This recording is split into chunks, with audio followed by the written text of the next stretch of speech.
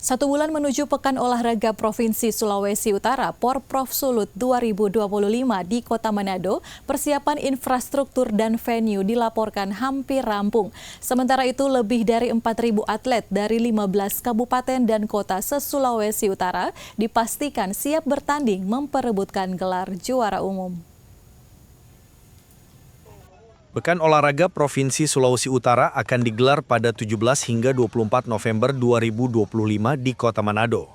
Berbagai persiapan terus dimatangkan Kepala Dinas Pemuda dan Olahraga Kota Manado, Bonik Saweho, saat ditemui di Sekretariat Panitia Porprov 2025 di Youth Center kawasan Megamas menyebut lebih dari 4.000 atlet telah terdaftar dan siap berkompetisi.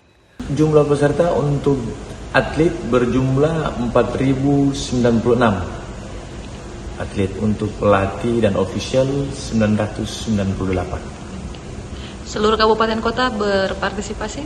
15 kabupaten kota, tetapi cuma ada kurang, kalau tidak salah hanya Manado dan Minahasa Utara mengikutkan 34 cabang olahraga. Yang lain itu ada terbagi-bagi, tidak semua cabang olahraga mereka ikut dalam Porprov ini.